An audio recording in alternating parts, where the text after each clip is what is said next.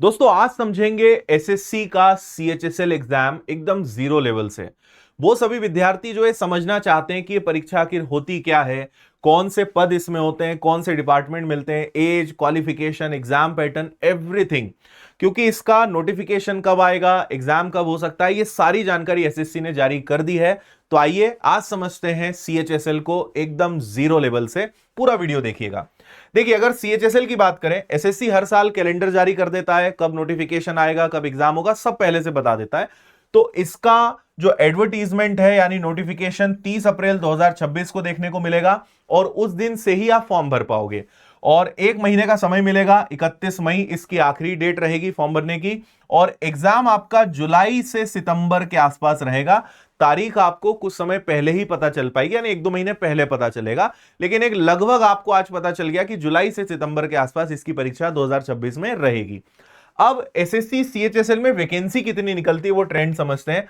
2023 में 1211 वैकेंसी निकली थी, मात्र बहुत कम वैकेंसी थी, लेकिन फॉर्म भरने की संख्या देखिए, 31 लाख विद्यार्थियों ने फॉर्म भरा था। 2024 की बात करें तो 3,954 वैकेंसीज निकली थी और 34,55,000 विद्यार्थियों ने इसके लिए अप्लाई किया था। और अब इस साल आपको नई भर्ती देखने को मिलेगी जिसकी लगभग संभावना यही रहने वाली है। आगे अगर हम समझें तो इसमें मिनिमम एज 18, मैक्सिमम 27 होती है।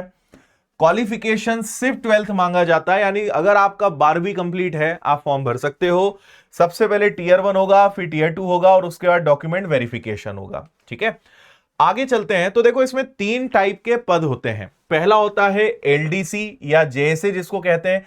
एलडीसी मतलब लोअर डिविजनल क्लर्क और जेएसए का मतलब होता है जूनियर सेक्रेटरीट असिस्टेंट। मैं आपको पहले यह समझाता हूं कि इसमें विभाग कौन से होते हैं। देखो, आप अगर सीएचएसएल का एग्जाम निकालते हो तो आपको जो डिपार्टमेंट्स या मंत्रालय मिलते हैं, विभाग मिलते हैं, वो या तो इंटेलिजेंस ब्यूरो होगा या सीबीआई होगा, आर्म्ड फोर्सेस के जो हेडक्वार्टर्स होते हैं, department of telecommunication, department of post, NITI Aayog, ministry of statistics and programme implementation, ministry of tourism, ministry of civil aviation, election commission, canteen stores, BRO और ऐसे बहुत सारे लगभग 25 से 30 हमारे भारत सरकार के जितने भी मंत्रालय और बड़े बड़े डिपार्टमेंट हैं, उन सब में आपको नौकरी करने का मौका मिलता है। सरकारी नौकरी, सेंट्रल गवर्नमेंट की नौकरी इससे मिलती है। और आप विभाग के नाम ही देख के समझ जाओ कि जो हमारे टॉप क्रीम लेवल के विभाग और मंत्रालय हैं, वहां पर आपको जॉब करने का मौका सीएचएसएल से मिलता है।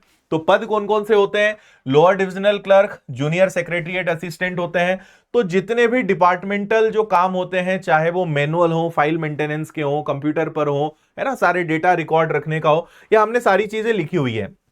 तो लेटर्स, एप्लीकेशंस, ऑफिशियल जो डाक रिसीव करना, रजिस्टर करना, फाइल्स बनाना, फाइल्स को मूवमेंट करना, है ना। इसके अलावा जैसे एक और इंटरेस्टिंग चीज बताता हूं, आरटीआई वाले जो काम होते हैं, एस्टेब्लिशमेंट, एडमिन, अकाउंट्स, स्टोर, इन सब चीजों की देखरेख करना, इनका रिकॉर्ड रखना, इनको पास करना, है ना।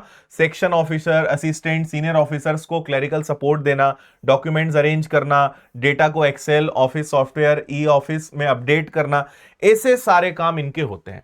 फिर एक और पद होता है डीईओ यानी डेटा एंट्री ऑपरेटर्स। नाम से ही क्लियर है कि एंट्री ऑपरेटिंग का काम इसमें रहेगा। तो कंप्यूटर पर आपको डेटा एंटर करना होता है, न्यूमेरिकल और जो टेक्सचुअल रिकॉर्ड्स होते हैं उनको सॉफ्टवेयर में अपडेट करना, एक्सेल, रिपोर्ट्स, स्टेटमेंट तैयार करना, डेटाबेस मेंटेन करना। तो ये सारे काम होते हैं। और एक और पद होता है डीओ का grade A, data entry operator grade A हो जाता है, थोड़ा सा अपर लेवल का काम हो जाता है। इसमें आप ये समझिए कि जो सेंसिटिव डेटा हैंडलिंग होती है उसका काम यहां पर होता है। तो ये पद इसके अंतर्गत होते हैं और ये विभाग और मंत्रालय के अंतर्गत आप काम करते हो। तो बहुत शानदार लेवल की जॉब होती है भाई। और विभाग इतने अच्छे हैं कि उनका जो मतलब सैलरी तो अच्छी है ही, लेकिन जो सुविधाएं और रियल जो सरकार मंत्रालय में काम करने का मजा है वो आपको सीएचएसएल के थ्रू मिलता है। इसके बाद फिर सीजीएल है। सीजीएल में आप बड़े पदों पे जाते हैं, इंस्पेक्टर, ऑफिसर, जो अधिकारी पद हैं। और उसके बाद अगर सीएचएसएल की बात करें, सोचो 12वीं के बाद आपको मंत्रालय, भारत सरकार के जो डिपार्टमेंट्स है उसमें आपको काम करने का मौका सीएचएसएल देता है बहुत अच्छे तरीके से।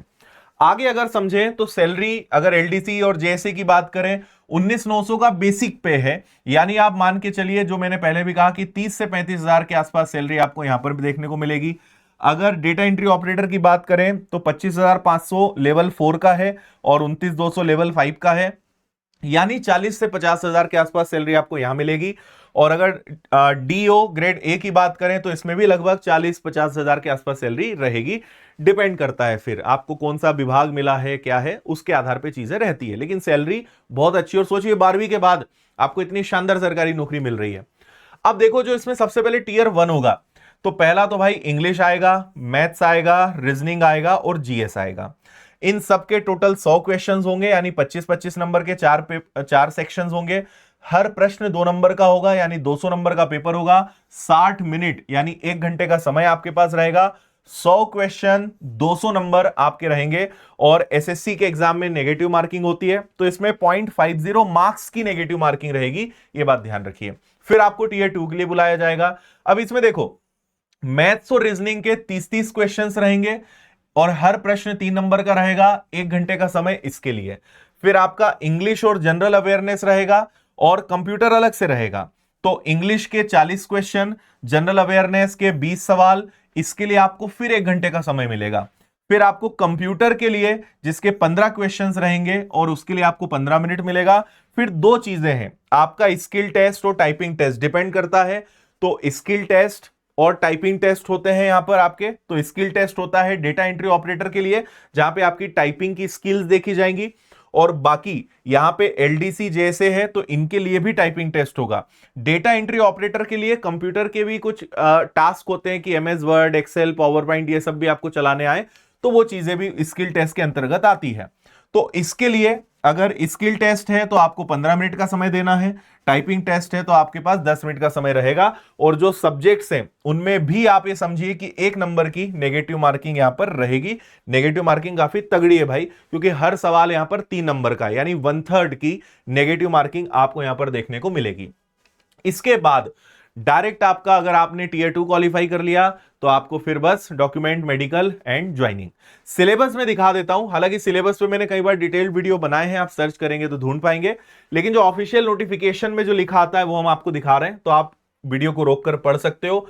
इंग्लिश की बात करें तो इंग्लिश में बेसिकली सारे जो चैप्टर्स हैं उनकी ग्रामर आपको कंप्लीट करनी होती है, कॉम्प्रिहेंशंस रेडी करने होते हैं, वोकैबुलरी को आपको पढ़ना होता है, वो इंग्लिश के अंतर्गत आता है। तो सारी चीजें, स्पेलिंग्स हो गई, है ना, मिस स्पेल्ड वर्ड हो गया, आइडियम्स, फ्रेजेस हो गए, antonyms, synonyms, homonyms, fill in the blanks, spot the error, active voice, passive voice, narration, direct indirect speech जो होती है, ये सब चीजें आपको पढ़नी पड़ेगी। बाकी वही क्लोज टेस्ट पैसेज।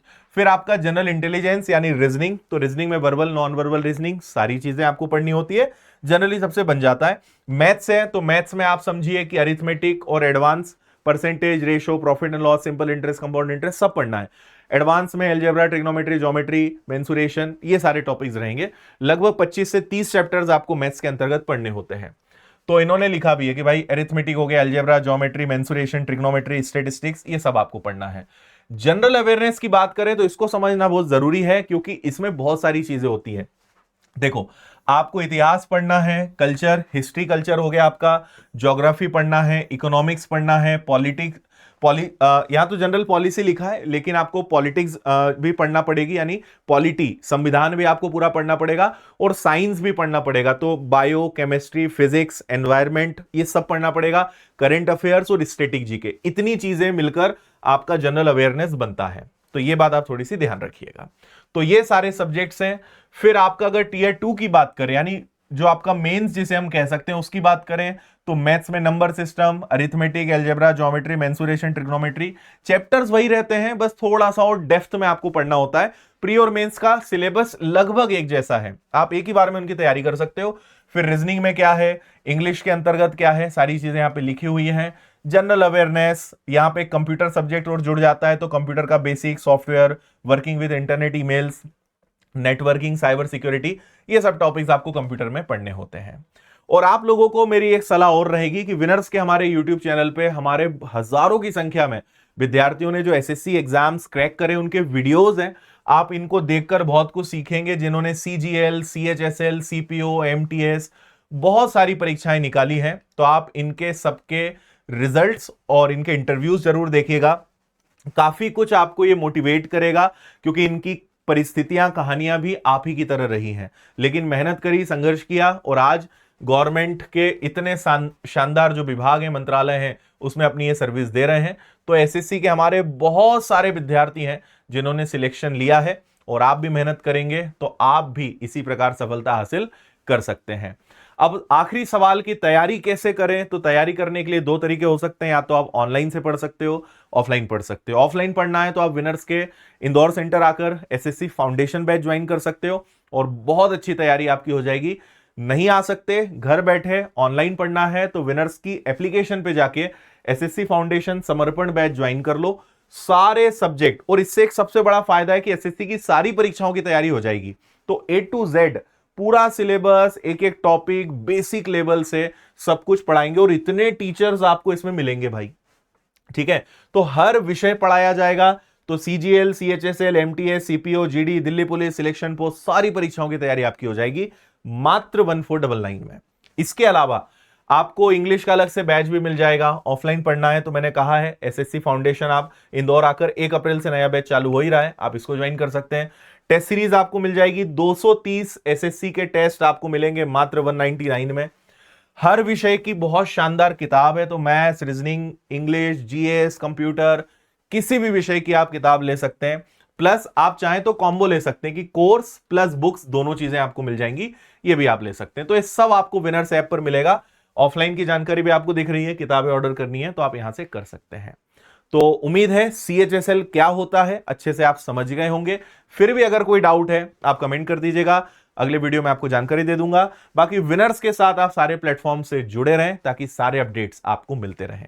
और अगले वीडियो में मिलते हैं। अगर आपके और कोई प्रश्न रहे तो उनका जवाब देने के लिए मैं फिर से एक वीडियो के माध्यम से आप तक आ जाऊंगा। तो फिलहाल इतना ही, बहुत सारी शुभकामनाएं। जय हिंद।